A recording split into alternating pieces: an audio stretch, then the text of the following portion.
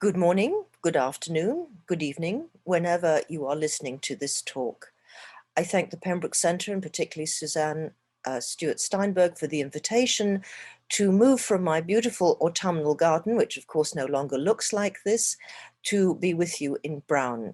I always use an outdoor background when I'm doing these Zooms to imagine that I am out there in the world, even though I have been effectively incarcerated for about 9 months. I'm going to share my screen and do a talk to my PowerPoint. So I've titled my talk, Revisiting Is Feminism a Bad Memory? On being afraid and being disturbed. Now you might wonder why I'm afraid. Well, there are 3 or 4 reasons. One is, as an art historian and a cultural analyst working in visual culture, I am to some extent an outsider to the major centers, the settlements of feminist studies, feminist theory, which has been obviously in philosophy, in literature, in history, in the social sciences, to a very much larger degree, as well, of course, as film studies, but not necessarily in art. We are a kind of like a minor addition in the grand field, and indeed much of what is emerging in feminist studies, apart from a few ideas about the gaze and the image, which are usually banalized in their translation, have not been taken up, as indeed great feminist theories have not necessarily transformed and been taken up in art history. So I am afraid because I feel that I am out of step. Now, some of this is because perhaps I think I'm too old to be doing this now, and that the world has moved on so fast, and not only was I seem to be part of a wave of feminism that is now disowned and critiqued and troubled, and then has been replaced by a 3rd wave, and now there's a 4th wave. So that is why I'm in fact afraid, but also why I'm disturbed, because I'm disturbed by the forms of feminist memory, the lack of feminist application of feminist theory to the forms of memory, or what Jones Goss calls the fantasies of history, that we are likely to be produced. So I am kind of, when I first was thinking about this, I was concerned with how could we contest the notion of generations and waves, which seem to have a destructive effect, teleological, progressive, linear in their history, and constantly engaging with a certain sense of disowning as having failed or been inadequate the previous installation or formation that represented feminism. So these figures of generations and waves have been contested by lots of us, but have not in fact been got rid of, have not disappeared in favor of anything else that we've put in its place. So in Feminism, a Bad Memory was created as on the occasion of a symposium for memory. It was looking back at the 40th anniversary of the foundation of the first Center for Feminist Studies, founded by Hélène Cixous in 1974 in Paris. And of course, her center was now being renamed a Center for Gender Studies. And this marks a kind of a shift in the figuring of memory. And from this debate held in Paris between American scholars, British scholars, and French scholars, an issue of differences emerged, in which is feminism a trauma, a bad memory, or a virtual future was printed. The issue was transatlantic gender crossings, and you can see who was involved in this, published in 2016.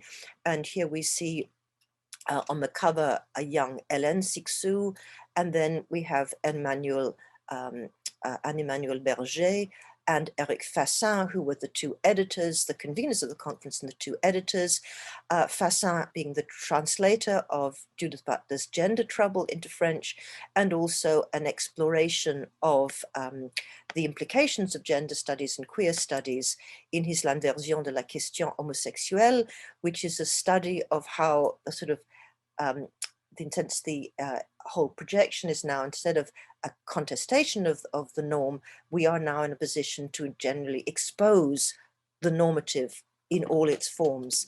And this is what he calls this inversion of the point from which we are speaking. On On Being Afraid and Being Disturbed, in Feminism Memory, was meant to be a short polemical book, expanding the main lines of argument and situating this question more fully.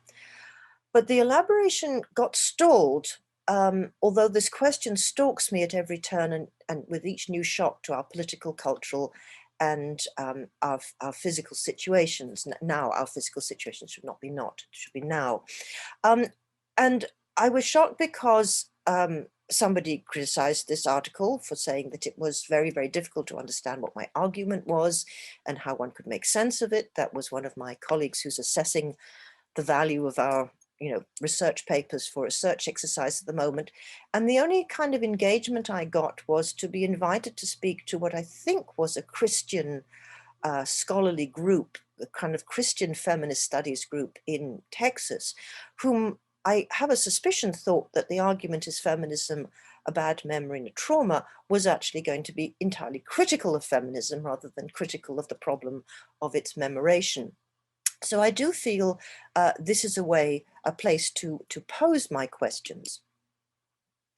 Now, I want to explore why I'm afraid to complete this project, to write what I think needs to be raised. And I find myself worrying, am I falling into feminist heresy or worst, apostasy? I'm no longer actually in the feminist community because I feel alienated from the directions of what is now a normalized and pretty negative set of notions about feminism and some of its theoretical communities. Perhaps I'm daring to align myself with Donna Haraway's positive endorsement that blasphemy is not heresy or apostasy. It's actually speaking back to some of the difficult issues that are, as it were, troubling the very field itself and asking to reconsider things that might feel absolutely unthinkable in terms of the present order of things. So perhaps I therefore should be asking, can I be a feminist still? And given the worldwide developments within the United States as well as Europe, feminism cannot just be allowed to be a memory, good or bad, dissected or regretted in a certain kind of nostalgic way. And I'm wondering, why have women, once called upon to play a role as a kind of a political collectivity, to enter on the stage of history in their own name, even as that name fractures and diversifies and becomes agonized, why we cease to be a viable position for critical thought, even though the necessity for this term to be a ground on which we can act politically against the gross abuse and violence and the inequalities that are attached to women in every of the sectors you might wish to identify as also crisscrossing and entangling us in the complexity of social, economic, and political life. So what critical space can question some of the canons of contemporary post-feminist thinking and what seems to be the fourth wave?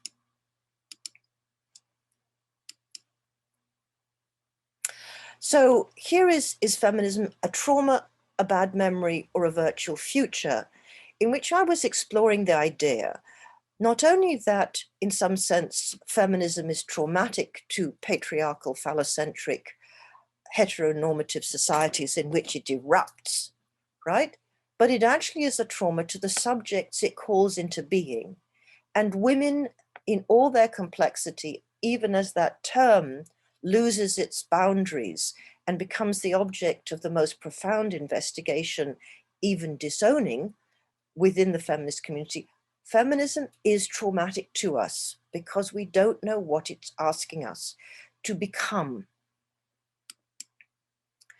And in my presentation, I looked at the ways in which the question of fidelity to feminism and its transformation was being posed theoretically via artistic practices, not illustratively, but in fact through the work particularly of the American artist Mary Kelly, who not only engaged with Historia as one of the four kind of moments of her investigation of, as it were, feminism in its midlife crisis, what happens when feminists become middle-aged, in the 1990s, so 30 years after, in sense, or 20 years after the eruption of 68, 70, but also when she looked back into the question of that moment of circa 68, posing the question of generations in an entirely different way by saying each kind of group who comes of age to regret and question the failures of their parental generation. And she does this through the trope of the primal scene, that we missed the scene of history that generated the condition into which we emerged, so that we then, as it were, question why did the generation before fail us, or why did they deliver us the state that we're in? And what I learned from Mary Kelly's investigation is that she argues that the Second World War, but particularly the Holocaust, constituted, in a sense, the primal scene of the generation of parenting the 1968ers, and that in some ways I've come to consider the 68ers not in terms of this euphoric moment of festive kind of revolutionary fervor, but as actually a post-traumatic generation, a generation that has had to come to terms with the catastrophic nature of the 20th century, that this was a century of the nuclear bomb, of mass genocide in a number of ways, of the violence of the suppression of the decolonizing and national liberation struggles, and a certain sense of progressive moves towards a kind of economy of cruelty, which we now call the sort of neoliberal rationality. And this became set in with these brief moments of resistance, but the dominant trend of the 20th century is the invention of totalitarianism and fascism, which, as we have seen, has stalked us oh so closely in recent months. But the memory of history that Mary Kelly put forward is one which marks the points at which each of us encounters, shall we say, the feminist question. She did not represent it in waves, but of the moments in which the encounter happens for herself, for myself, and for two other feminist subjects, one of whom encounters feminism through AIDS and ACT UP in the 1980s and early 90s, another who encounters it as an academic discipline to be studied at university. And behind this is the figure of the suffragette. This photograph is the one that moves through the sort of newspaper-like archives that she creates as the sculptural form for this memory. And it is this question of the once, the political revolt that was also a theoretical revolt, and the question of fidelity to the event, and this sense of melancholy that we missed the event or the event has not delivered us, is discussed by Rosalind Deutsch reading Mary Kelly when she quotes at the end from Lacan, "What is realized in my history is not a past definite of what was, since it is no more, or even the present perfect of what has been in what I am, but in the future anterior of what I shall have been for what I am in the process of becoming." And I find this the kind of framework within which I wish to think this issue through.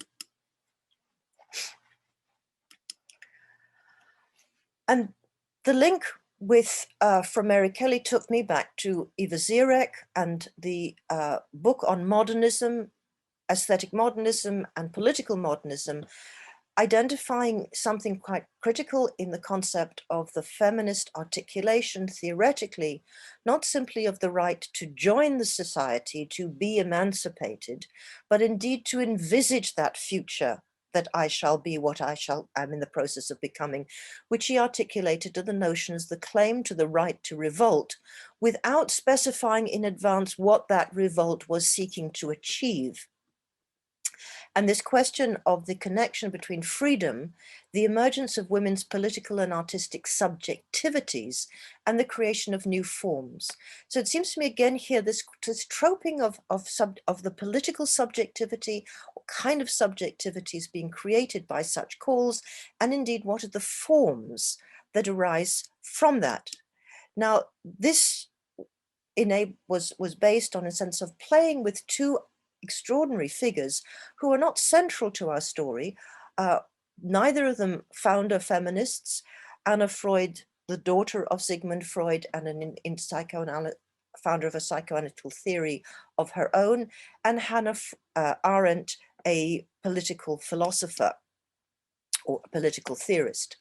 And it was in that context of rethinking these other ways of exploring the question of memory that I reread Between Past and Future, Hannah Arendt's extraordinary collection of essays on tradition and authority and the crisis of education, the crisis of culture. And she offered this quotation, this commentary at the end of the essay on the crisis of education, which spoke directly to the notion of these different ideas of generation. And hers is the model of natality, the fact that every new birth is the beginning of a new possibility in a singularity that produces a plurality of possibilities of people, but that this is done in the context of a category she derives from Augustine called love. And she sees education, in some sense, in those terms, as the point at which we decide whether we love the world enough to assume responsibility for it, and by the same token, to save it from the ruin, which, except for renewal, one sense change, transformation, for the coming of the new and the young, would be inevitable. And education is where we decide whether we love our children. She's not a mother, she's talking about those of the next generation, enough not to expel them from our world and just leave them to their own devices, nor to strike from their hands their chance of undertaking something entirely new, something unforeseen by us, but to prepare them in advance for the task of renewing our common world. So I find this thought of, in a sense, a common world that extends across the generations is a counter to the Mary Kelly notion of the primal scene, and we are, in some sense, the post-traumatic we're all post-traumatic generations asking why the generation before did not sort out the world that is passed on. But now this is a different notion of a particular role of education, which is where I understand this question of the transmission of the labor of feminist thought, rather than casting various things into the bin of history. But of course, I know I'm invested in that bin of history, for that is my formation. And the challenge is then this sense of how to meet the kind of proposition that Hannah Arendt wants us to deeply accept. And this is why I found these two books so central. So I'm summarizing where I was with my questioning in my article, which is the problem of a non-feminist or an a-feminist memory of feminism. Is there some different way we have to think memory because it's a feminist memory? Because in a sense, we are not using the Oedipal model of fathers and sons. In some sense, culture and tradition is modeled psychoanalytically on the Oedipal model, in which the sons defer to the authority of the father, absorb but symbolically kill the father, while requiring that symbolically killed father to be the verification, the guarantee of the son's inheritance. And why the canon exists, why culture survives, is a certain kind of Oedipal passage. And as a feminist, I ask the question, certainly women can participate in this because we can transgender ourselves through envy. This is the message of Anna Freud in a way.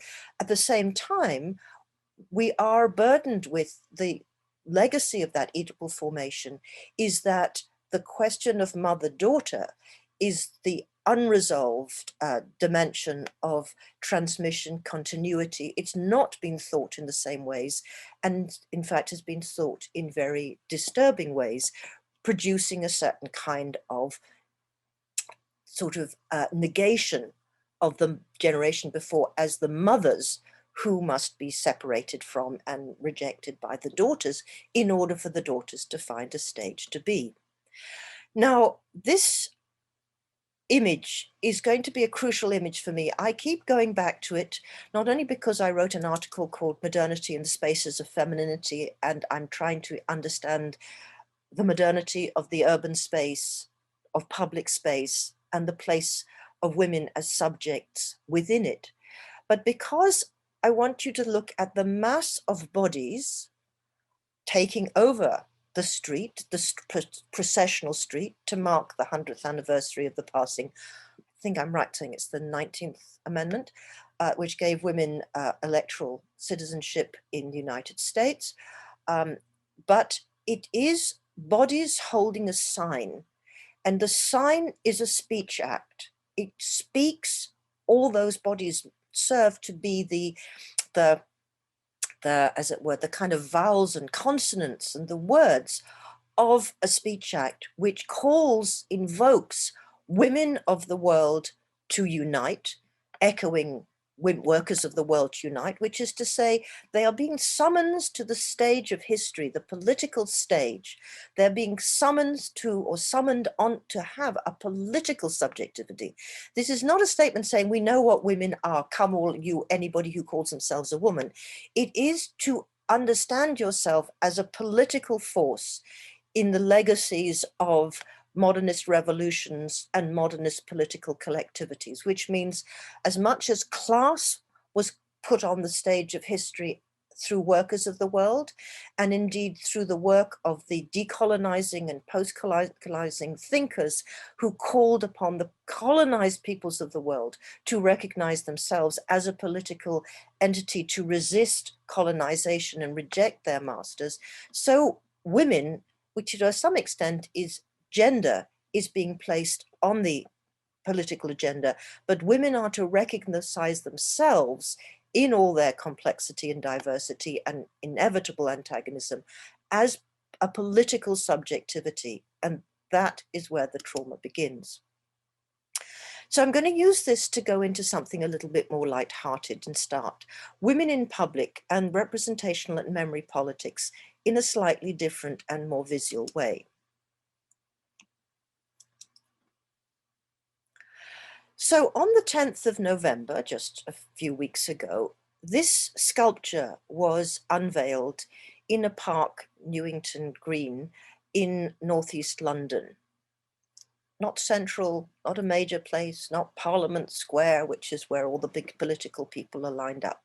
It's a sculpture created by a woman, Maggie Hambling, and it shows a plinth, which has a name on it, Mary Wollstonecraft. It is made in silver, molded silver, which rises up like some kind of organic material at the earth, and then it becomes a kind of eruption, at the top of which we see a figure of a woman. Now, this is a naked woman, and immediately, of course, all that feminist teaching about the new you know, and the objectification of women and the fetishization and all the rest of it. So the anxiety about the body in representation in the nude emerges. Let me just kind of, in a sense, describe this work to you in a way that I think I would like to share a little bit more with you. If I can find my pieces of paper here. Which kind of involves the sort of work of, you know, feminist art history. Okay, so we have a human figure combined with a cast organic form posed on black marble cube bearing a name. The single human figure is female in terms of anatomic appearance. It's a slight and taut body presented frontally, hands at her side. The image is neither classical nor contemporary, for there is a natural growth of pubic hair, which has been neither erased à la grecque nor waxed in Brazilian style. The head has cropped hair drawn back from the face, while the visage conveys perhaps sternness, purpose perhaps, in a manner that remains rather crudely modelled and more typological than in the portrait mode. Let us concede that there have been choices made by the sculptor in terms of negotiating existing models for sculpture, particularly for the allegorically the nude Venus versus the historically draped individual portrait. Clothes locate a figure in historical time and gender fashioning, whereas the nude body provides a much more visible sex distinction of bodies on the male-female axis. In the Western world, nudity extracts, universalizes, and generalizes. There's a tension here, however, in the upright figuration of a female body, which is more typically seen as reclining or seated, and the very anti-stereotypical rendering of the female face. Now, we shall have to come back to this, but let's look at more details.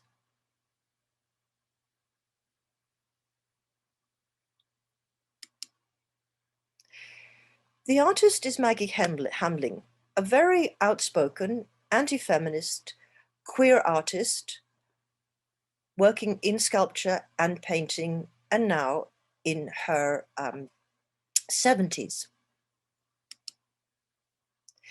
She's known for public commissions, like particularly a conversation with Oscar, which she put near Charing Cross Station in London, in which she used the coffin as a bench, so people might sit down and have a chat with a rather kind of dynamically formed Oscar Wilde, rather than Stéphane Moussy's statue of Oscar Wilde in Dublin, which has a more kind of casual conversation of a seated version of Oscar Wilde.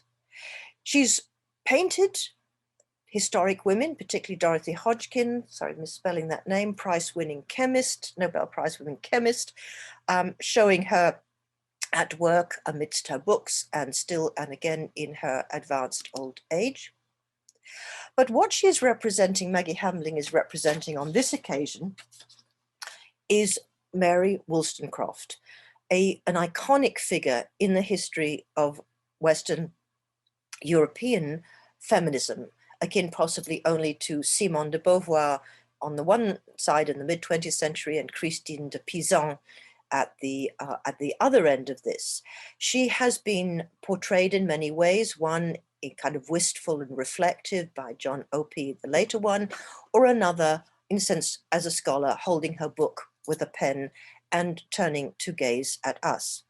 So what does it mean to represent Mary Wollstonecraft, the woman who is responsible for the writing of a major text at the foundations of modernist philosophical and political theory, a vindication of the rights of woman with strictures as on moral, political and moral subjects. And this version of it, as you can see, is Susan B. Anthony's actual copy, which is presented to the Library of Congress. Mary Wollstonecraft's writing is simultaneously a vindication of the rights of women and a kind of, it's not a vindication, but so much a critique of the nature of women, as it both is identified as the essence promoted ideologically by the culture in which she's intervening, but also she argues that this produces women as the effect of that ideology. That women, the subjectivity of women and what they are, becomes what is ascribed to them as an essence, precisely because they lack education. Perhaps we might say it's because they lack theory, they have the means of reflecting on, as well as the resources to recognize themselves as having rights for which they should struggle, to be the subject of rights, to having the right to have rights, to become political figures. Now, the statue, excuse me, by Maggie Hamling was hated by most. A flimsy, Barbie-like embarrassment, wrote Laura Freeman in The Telegraph. Novelist Jo Moyes writes, I think it would have been nice to commemorate Mary Wollstonecraft with her clothes on. You don't see a lot of statues commemorating male political figures without their pants on. So again, the nude and the political iconography come into play. Hermione Gower's nameless, nude, and conventionally attractive is the only way women have ever been acceptable in public sculpture. Kind of completely contradictory, because they're not nameless and nude in most sculptures, except of course when they are entirely as it were, mythological or allegorical. Maggie Hamling's reply is slightly different. The point is that she has to be naked because clothes define people, give them an identity, a character, a personality, a location. We all know that clothes are limiting, and she, her figure, is every woman. As far as I know, she's more or less the shape we'd all like to be. So we've got thinism going on here. And as far as I know, she's more or less the shape I'd like to be, which might also be, in a sense, the shape that Maggie Hamling finds herself drawn to. It might be, in a sense, a particular erotic inscription here. Critics are confusing Wollstonecraft with the figure in the work. The sculpture is for Mary, not of Mary Wollstonecraft. She's every woman, and clothes would have restricted her. Statues in historic costume look like they belong to history because of their clothes. It's crucial that she is now. And we might actually say that she is emerging now. She's a becoming figure. So we have some quite interesting, again, art historical issues going on here about the ways in which figuration, in its sort of deep sort of semiotic and allegorical operations, shape possibility as time and history. Now, in the hostility to this, protesters covered the figure's breasts and pubic area with black tape, draping face masks over its shoulders as though to give it a cape, and then covered the whole lot in a black t-shirt emblazoned with the slogan, "Woman, noun, adult, human, female." Oh dear, I'm sure I hear you say, we are now in all sorts of trouble.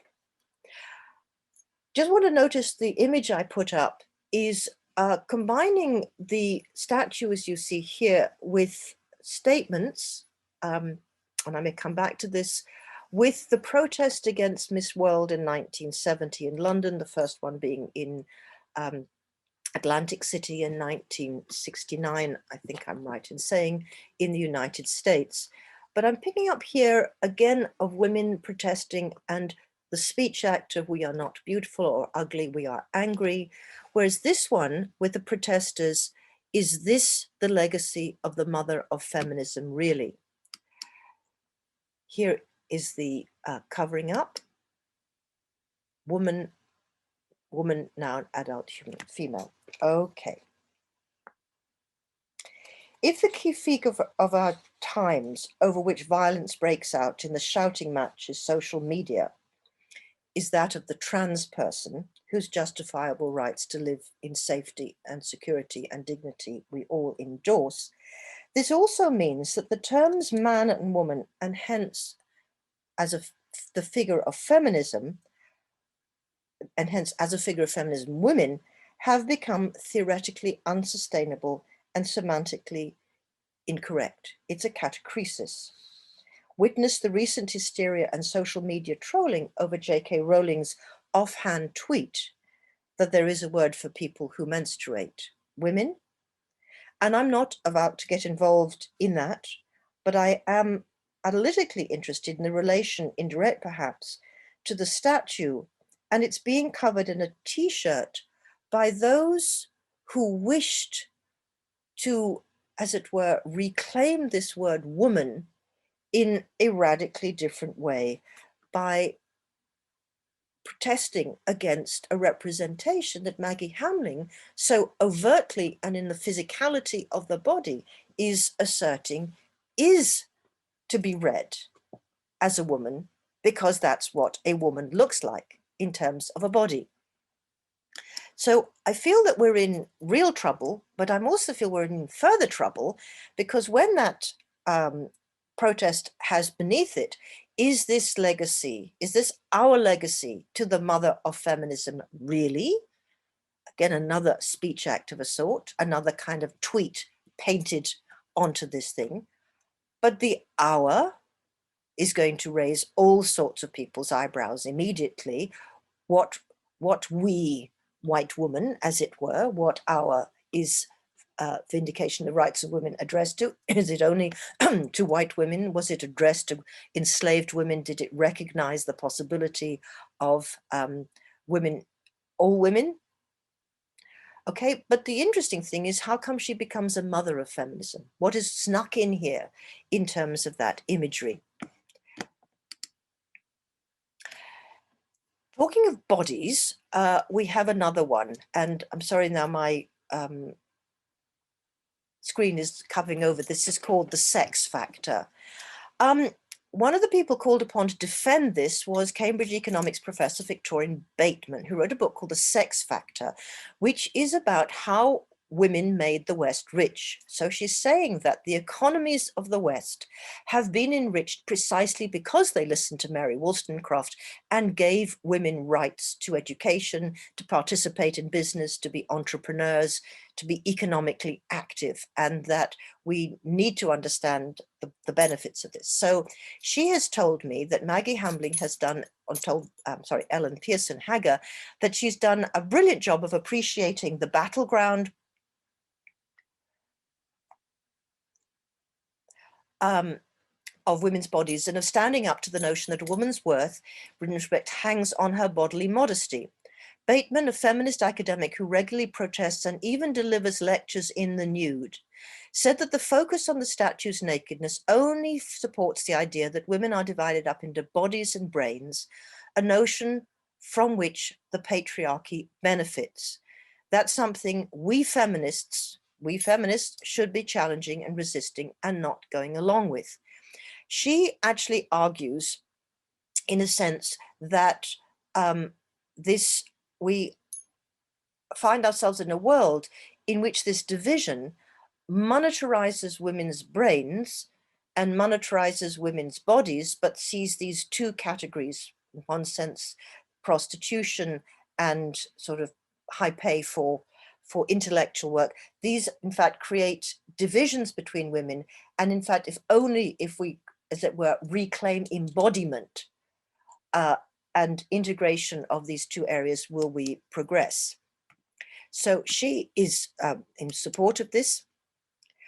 Now, the context of this, obviously, of the opening of this sculpture cannot but be Black Lives Matter, because earlier in May of this year, the whole issue of Black Lives Matter exploded across the world and even touched the funny little island of the British Isles, with the toppling of this statue by Edward Colston, already the site of a critique and a campaign for many years by the Black community in Bristol. Bristol was one of the great, the cities, the ports that became rich as part of the Atlantic, the great triangle of the Atlantic trade in enslaved bodies of human beings. And so this has been going on. The statue has been the object of Black protest in Bristol for many years, but it was tumbled, smeared, and dropped into the very waters of the port. For a very brief moment, the plinth was replaced by a resonant steel sculpture titled A Surge of Power, showing an activist, a Bristol activist, Jen Reid, standing on the empty plinth. It was made by the British artist Mark Quinn and Jen Reid and a whole team, and was based on the photograph of when she leapt up onto the plinth and took the pose and made, as it were, the Black Power salute. It was up for a day and was removed by the city of Bristol. No doubt it will find its home. And across Britain, we found Black Lives Matter sprayed. You can see some of them are from the United States, but indeed Churchill became, was marked. And here we have again these speech acts, this sense of how do you speak in public, but by making a placard and placing it there. Even on the right-hand side this is Churchill defaced in the Czech Republic. So I want to kind of suddenly switch you back to the sense of public statues and what it is to be in public when you are the maker of them. Just to remind you, a little bit of art history here, a little bit break of this sort of strange exploration of these statues, to remind us of a group of American sculptors in the mid-19th century, made famous by the writings of Henry James and Nathaniel Hawthorne, a community, largely a queer community, consolidated in Rome in the mid-19th century using the language of neoclassical sculpture to create monumental figures. Edmonia Lewis is probably the most famous and the most important in one sense, born in upstate New York, worked in Rome and is buried in London. And this is her monumental piece, The Death of Cleopatra, that was created in 1886 for the Philadelphia Centennial Exposition, which became in its the lack of care for it, it ended up as a horse's gravestone on a race course, and then was kind of came on a golf course and is now being restored and is in the Smithsonian. Edmonia Lewis was supported by Boston abolitionists in the 1860s, and particularly was made her enough money by selling particular carved monuments to these men to get herself to Rome and become part of it. She is, however, buried in London for reasons we do not know. This was her grave in a Catholic cemetery until determined researchers tracked it down, and it has been restored, and she's now given a public name. Other artists in this community of sculptures, which is kind of a link myself between her and these goes back to Maggie Hambling, is Harriet Hosmer, who was one of the sculptors who was commissioned to create post-bellum the statues of the political leaders, mostly men, that would need to emerge to mark in sculptural form the new integrated United States of America after its tragic and still unfinished Civil War. And here you see her with one of her bronze. Here you see with the workman. I won't go into the details of how these sculptors make, but this photograph is meant to see the tininess of the woman. How could she create these great big sculptures? It's called, there's a workshop process that doesn't remove the originality of the artist, but this is why she's here with all the men who helped to fabricate. And here is another of her monumental figures in terms of creating an image of woman in captivity. The most famous one that some of you will know, of course, is Emma Stebbins, the life partner of the great American actor, Charlotte Cushman, who was commissioned to create the Angel of the Waters fountain in Central Park, which is the first woman to receive a public commission for a sculpture, and Miranda Mason, a very interesting queer feminist art historian who created the concept of lesbian desire, picking up on my feminist desire from differencing the canon, the idea of feminist desire in the writing of art histories. She formulated the question of lesbian desire in the writing of art histories and asked whose beautiful legs, whose desired body became the image for the angel, and what are we therefore looking at when we look at these sculptures. Now, the reason that there is a sculpture of Mary Wollstonecraft is because an analysis was made that found that there are only 11 statues of named historical women in London, which includes an actress, Sarah Siddons, a political leader from the labor movement, a spy. These two women were secret agents who were shot in the two wars, a nurse in the Crimean War, Edith Cavell, a nurse who was shot in the First World War, Mary Seacole, which I'm going to talk to you in a moment, also a nurse and a writer and a traveller, Joan Littlewood, a theatre director, Catherine Booth, a social worker and investigator, Virginia Woolf, a novelist, and one political figure. And it's to this community that this Maggie Hambling comes. As you can see, almost everybody is dressed, but not Mary Wollstonecraft. Now, Mary Cole is obviously a very significant one because she is a Scottish Jamaican woman. Her father was from Scotland, her mother was from Jamaica, possibly also of First Nations descent. She's a healer, a nurse, a traveler, a writer who describes herself in this very interesting way. I am a Creole and have good Scots blood coursing through my veins.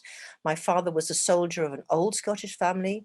I have a few shades of deeper brown upon my skin, which shows me related, and I am proud of the relation to those poor mortals whom you once held enslaved and whose bodies America still owns. And she is seen here in monumental scale. You can see the scale of the sculpture and the attempt to kind of combine physical signs of her appearance that capture her multi-ethnic sense of identity. Now, I'm going to deviate, again, I always do, this is maybe why my lecture's a little bit, to something I've just written about, which is one other public sculpture, which is not in London, which has been commissioned and created very recently, of Amy Johnson, an aviator, the first woman to make solo flights from Britain to Australia, in the legacy of Amelia Earhart.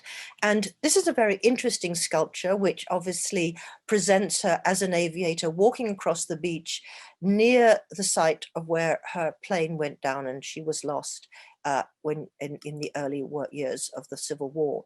Here she is in a celebrity photograph, touched up to look like a Hollywood movie star. Here she is in a slightly more smiling form. And I have just written about her because Laura Mulvey and Peter Wallen of Riddles of the Sphinx fame, great filmmakers and founders of a certain form of British feminist film, are having a book of on their films. There's no study of their films. They have written extensively in other people's films, but Oliver Fluke is bringing together studies, and I was commissioned to write about Amy, a very challenging film made just after Riddles of the Sphinx, and it explores this question of women and heroism, the heroine. So my essay starts, the single word film title ends in an exclamation mark. Amy. It implies more than a name. Amy. It is perhaps an exclamation, perhaps Amy. There is a hint of surprise, the exceptional, something to arouse a response. As an effect of the film itself, however, this woman's given name is neither. It becomes a question. Is Amy Johnson another riddle? Riddles of the Sphinx is all about, in a sense, the fact that feminine subjectivity, femininity itself, is a riddle to women. Was she a riddle to herself in 1930?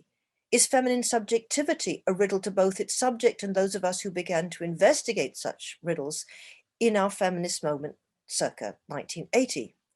So my essay is called The Curse of Celebrity, Colonial Territory and the Flight to Freedom, because of course the very possibility of her flight involves being able to travel from Britain to Australia with stopovers in British territories right the way across the globe.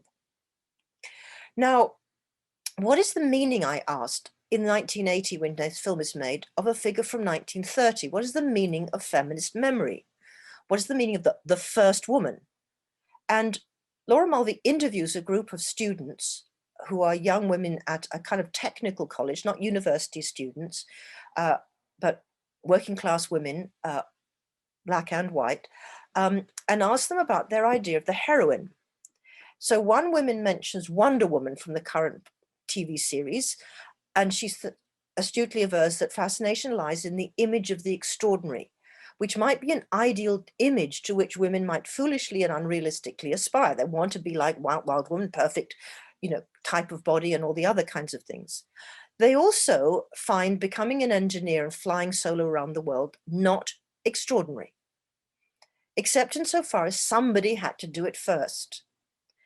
It's a matter of having the go to do it, they say, just having the desire, the willpower, the get up and go. So it's a matter of, and these testimonies from the 1980s register a confidence and a possibility for themselves and a sense of a destiny that they won't, like Amy Johnson, have to be a typist or a shop girl, even though they have a university degree. They have possibility. And we wonder, was that the effect of this new feminist consciousness that was already playing through them? Now, this raised for me the kind of this question of the heroine in what we call these two feminist moments of the 20th century. The early one, the modernist one, where few get up and go, and the later one. But the film is actually anti-heroic because we are re-centered in a demythified subjective space where everything for women involves struggle. There's no comforting meaning in the melodrama of someone else's complex life. Mulvey's and Wallen's film, as you would expect, refuses the tropes of women's films and other forms about a heroic individual who typically masculine, and the notion of the heroic woman as the exception, and these exceptions are always perverse and doomed. And true to their deep psychoanalytical engagement with the process of structuring cinematic genres and cultural narratives, they tease out for us the way that popular forms, cinema, newspapers, music hall songs, punk rock, they take it all the way into the 80s, replay the mythologies and issues of subjectivity that feminism, psychoanalysis, and critical artistic practices investigate as riddles about how we don't know who we are and how we suffer for what it is that is. I must just recognize the wonderful Amelia Earhart, who was the first woman to fly the Atlantic. But I thought it was very significant to know she was a Spanish flu survivor, and that she was taught by a woman to fly. So there's a much more complicated history than just the isolated individual heroine. So this brings me, and I'm moving along now, to the other statue in this that opened just before Mary Wollstonecraft, which was to Millicent Garrett Fawcett, who's one of the founders of the suffrage movement in Britain, not a suffragette, a suffrage movement. But what is very fascinating is that she is represented holding this speech act, holding a sign, "Courage calls to courage everywhere." And it was made, this is Dame Millicent Fawcett. Sister was Elizabeth Garrett Anderson, who became the first doctor in Britain. Here she is represented as a working woman in, early 20th century suit and at a nice desk, etc.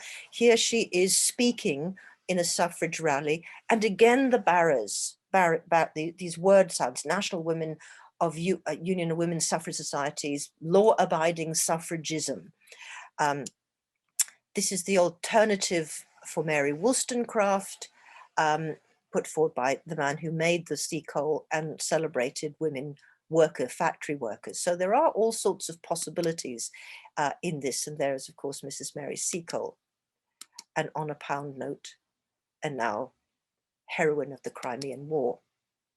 Now, the reason these statues exist is because of Caroline Criado Perez, born 1984 in Brazil, now living in Britain, who is famous for her book, Invisible Women, Exposing a World Designed for Men, which is to look at the gender issues, even at the level of the female body. It's that our symptoms for heart attacks are different. We are damaged by the ways in which cars are designed for women, so that the cushions that blow up when we have a crash actually may suffocate us and damage our internal organs because we are not flat-chested and so forth. And when she announced a series of projects of trying to get more women in the media so that women experts get called upon to talk about issues. She's trying to get women on banknotes. She finally got Jane Austen on a banknote. And for that, she got continuously trolled, had massive harassment and rape threats via social media. Then she came up with the project of statues in public places. And she says men get attacked because they've said or done something or someone doesn't like, whereas women get attacked because they make themselves visible.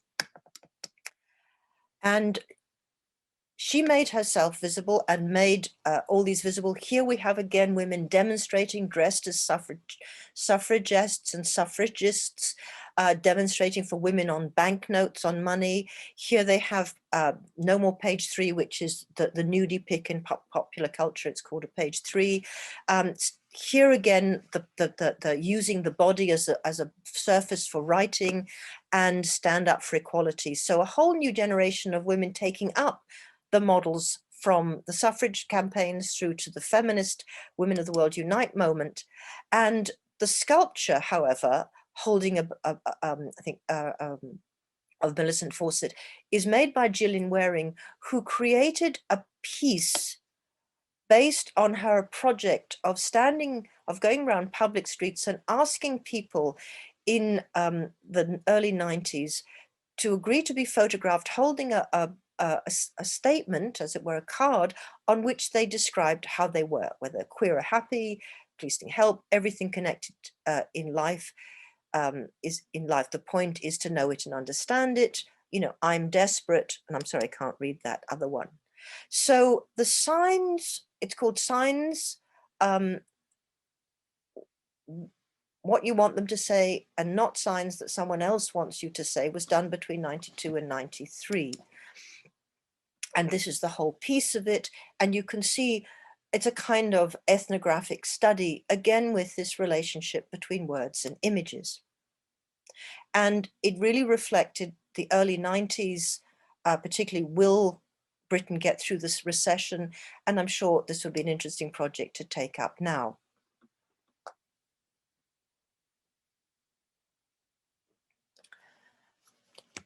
Now, this will bring you back to recall the Women's March in Washington at the election of President Trump. Perhaps there'll be another march to welcome Biden and indicate that women are still keen to make sure that their issues are addressed in your country.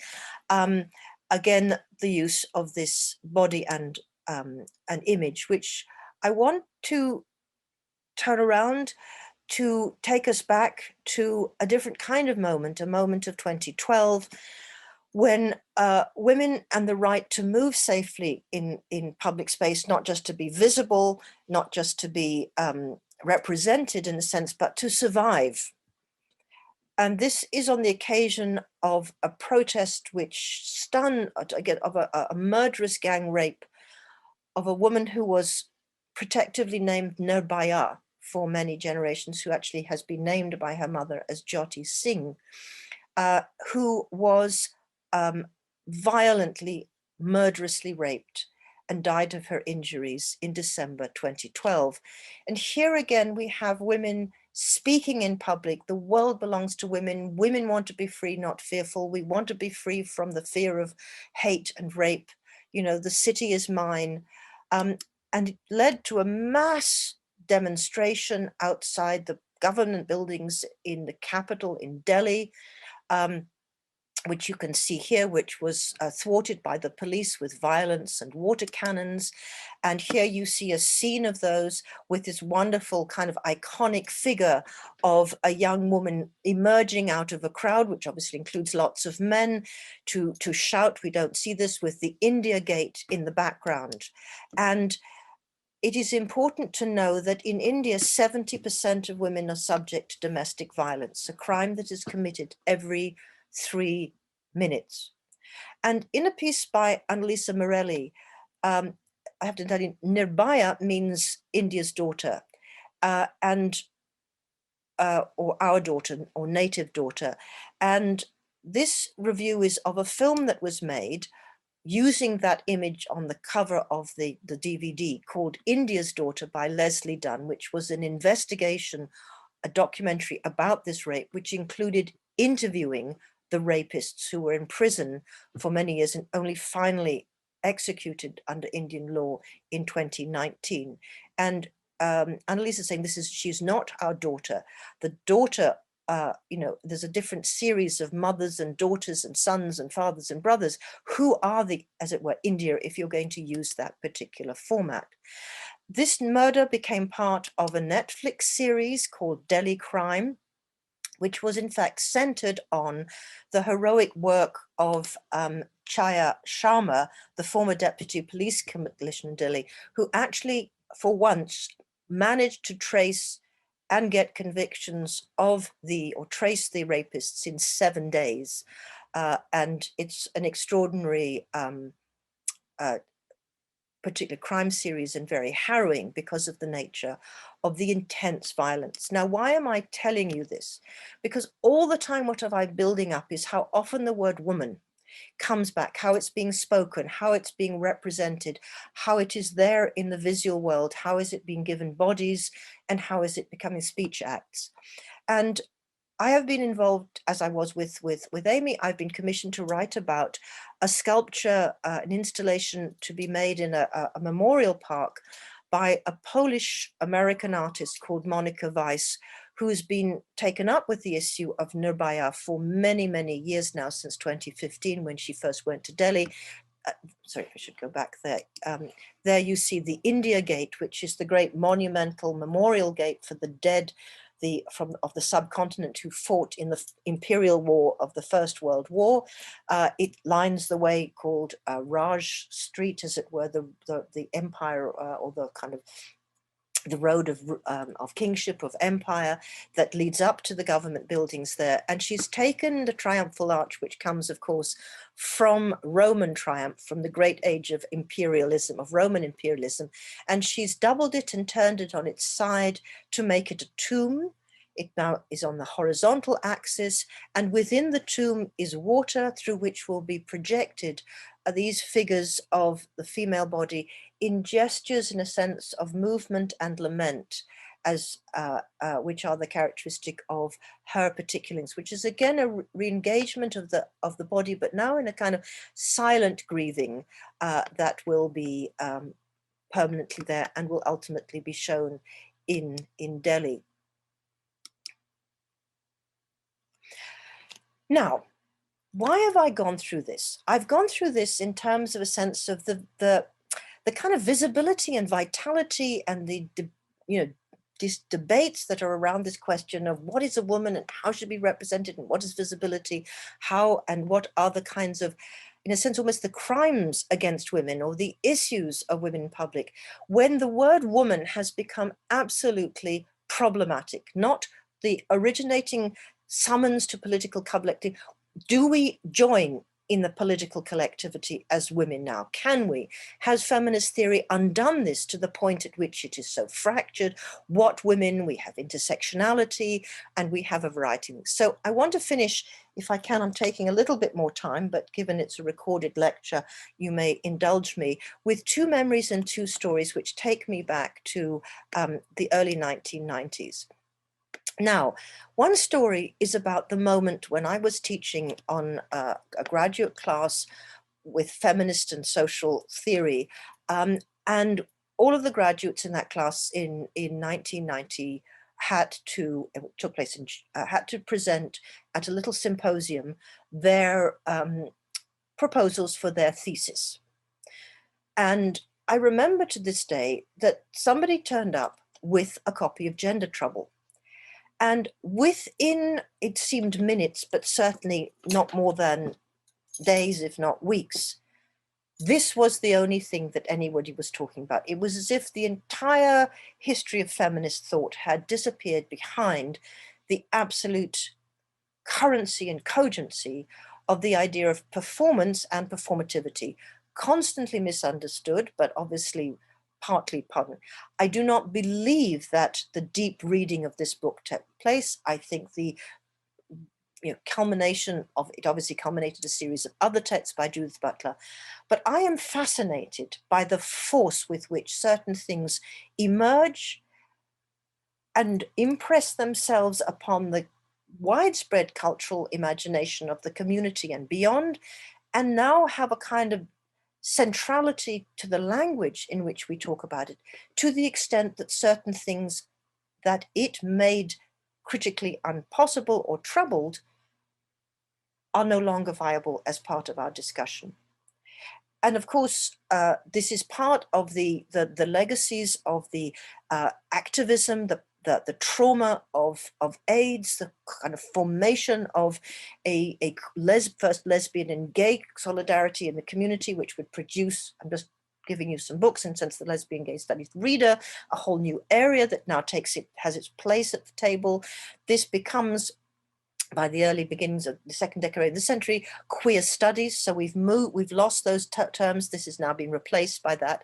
And of course, this process of tracking from forwards also leads up to the powerfully influential book where Claire Hemmings publishes a book, Why Stories Matter, the Political Grammar of Feminist Theory, which absolutely creates and takes its place in understanding a kind of intellectual sequencing of feminism through an analysis of feminist theory, and particularly in the social studies journals.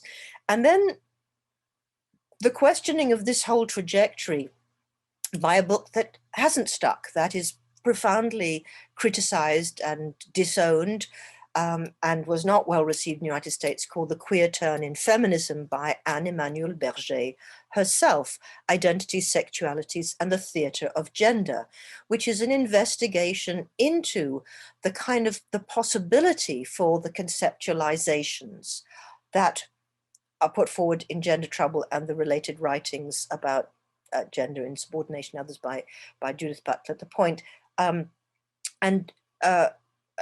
Anne-Emmanuelle Berger's situation is that she arrived in Cornell at the point at which French feminism, what we'll call sexual difference feminism, was becoming ensconced at Cornell, the press that would publish all the translations of Lucy Rigaray. And then she returns back to in Paris to find that feminist theory exists no longer. Le théorie du genre, gender theory, is now the thing, and that is almost synonymous with queer theory. And indeed, in looking at the trajectory of Claire Hemmings, it's almost as if feminism gives way to queer theory, as if this is a sequence. So again, I've got this problem of sequencing and rejection and generational questions. And this relates, of course, to what I'm involved in, because at this very moment, I have just edited the collected works of Bracher Ettinger, the theoretical works, Matrixial Subjectivity, Aesthetics and Ethics, which has literally just appeared. And I first proposed her work or presented her work when I included her article, Matrix and Metamorphosis, in an issue of Differences I edited in 1992. And since then, I have put into the world her analysis of the gaze, the matrixial gaze. I have written a catalogue entry for her artwork. She's also an artist, for a retrospective in 2000, in fact, it came out. My introduction to Matrixial Border Space, edited by Brian Masumi in 2006. And with Catherine de Seger, I also wrote, co-edited, and have written extensively in a book which identifies her, in a sense, the ethical aesthetics, or the aesthetic ethics of her concept of art as compassion. And I have also curated an exhibition of her work at the Freud Museum, Art in the Time Space of Memory Migration, linking her with Anna Freud and Sigmund Freud, and the issues of generation and the post-traumatic degeneration of memory. Her father and her mother, represented by this spoon, belonging to the same generation as Freud, or even to some extent of Anna Freud, and then she being, as it were, the post-traumatic generation who inherits the legacy of that history of the Holocaust in being an anguished child born into the Israel-Palestine complexity and double agony. Now, why, let me just go back one. If I show you these things, I show you a fidelity to a feminist idea that I think has enormous purchase. And I open my introduction to this collection to say, Bracher Ettinger's writing addresses the central questions of philosophy, psychoanalysis, and art, namely being and becoming, body and mind, consciousness and the unconscious, subject and object of desire, alterity, difference relationality. And indeed, in 2001, I introduced Bracha Ettinger to Judith Butler, and they have sat on the same platform at the European graduate ceremony, and indeed are in interesting dialogue, debate, even we would say divergence, as we see the early 20th century having been in Judith Butler's work very much an orientation towards ethics, difference, alterity, very much engaged with the questions that Hannah Arendt poses to us. And what leaves us, kind of what is left behind, it seems to me, not only is sexual difference, which would be European feminist theory, but the alliance that European feminist theory has with psychoanalysis.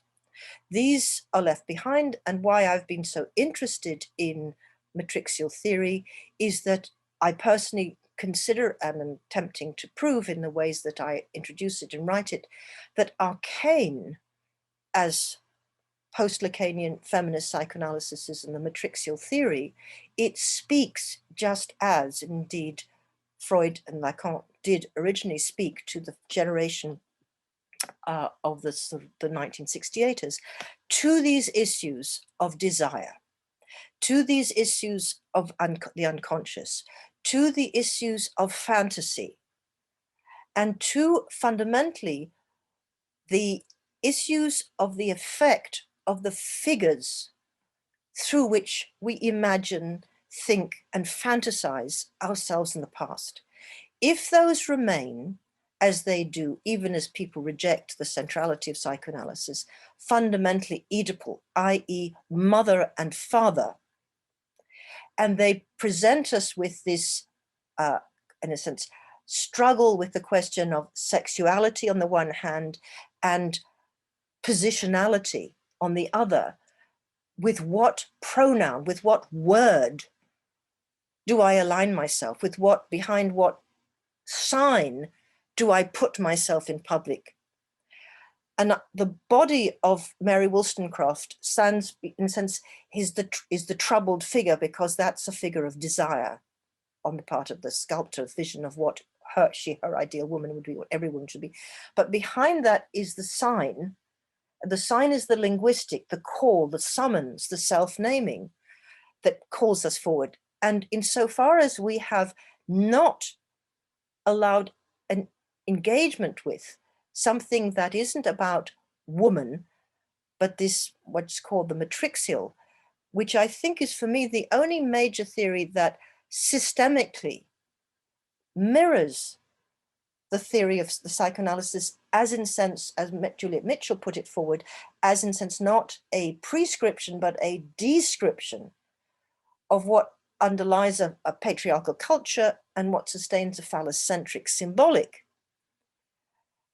That if we are searching for a way out of man-woman, one turn is the queer turn, which ends up with us being unable to use the very term woman as the source of a kind of invocation of a political subjectivity or a community of agency in the political forces, even though it's absolutely central to the way everybody thinks and lives it and indeed protests about it. But on the other hand, the matrixial is disowned, it seems to me, in the queer world for the sense, I mean, not the queer world, but some worlds, for the sense it seems to be of woman, whereas in fact is precisely about a bypassing of the possibility, a bypassing the structure of the maternal paternal. And the narrative of time that's involved in is first you're with the mother, separate from the body, then individuation arrives at the point at which you abandon the body, abject it, suffer symbolic castration, and find yourself caught in the world of language.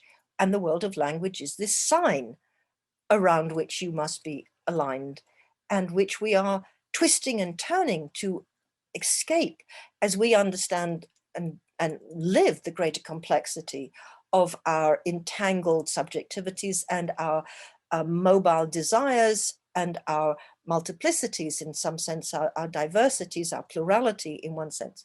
But nonetheless, we have no way of displacing that.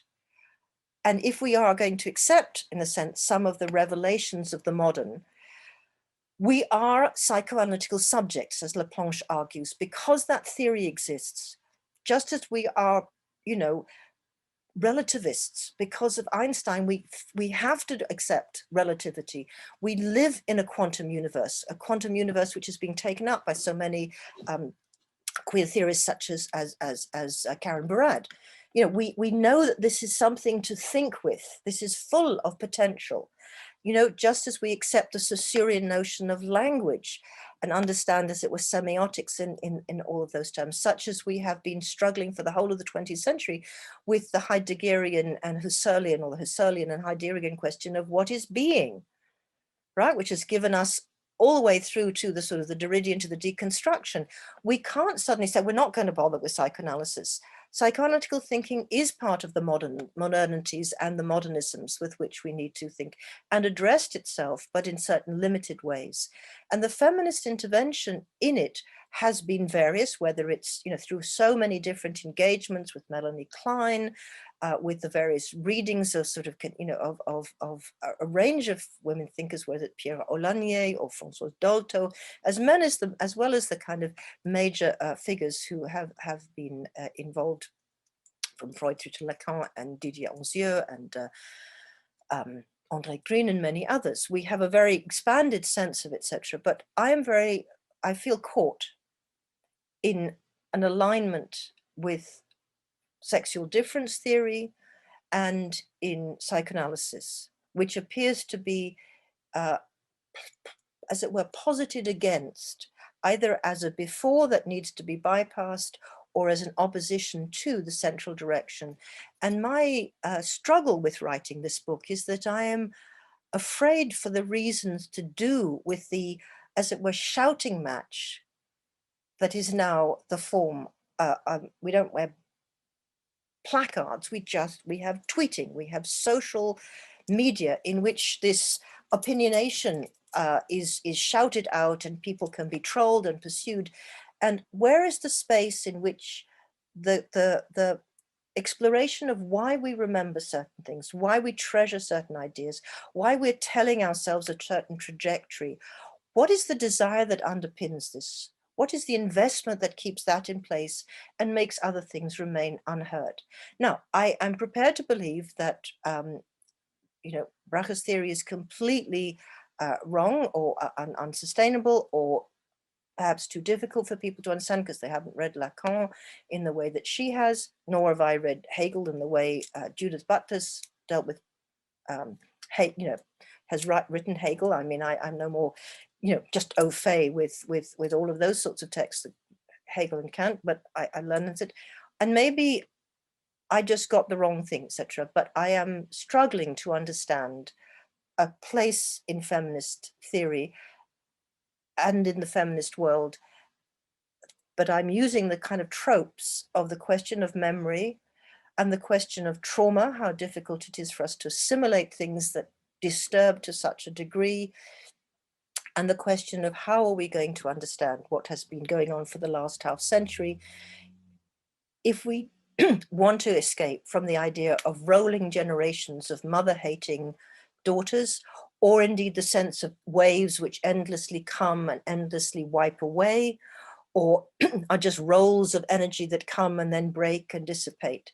These are really critical questions for our future.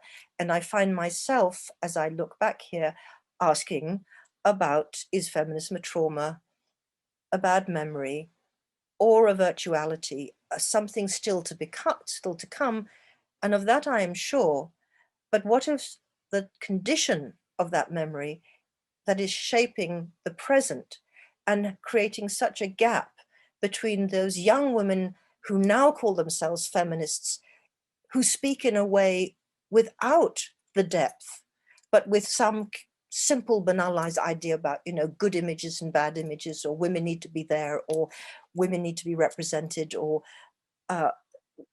they're struggling for something to get women into public even as we have evacuated that very term and find people are, under the rubric of what is now become correct, silencing people who dare to ask about the meaning of this woman, noun, adult, female, which remains just as tricky as it did when Women of the World Unite was first announced. So I look forward to a discussion with you, hopefully seeing some kind of sense of how this kind of space between these two kind of events of public enunciation open up some of the debates that I think we need to be having.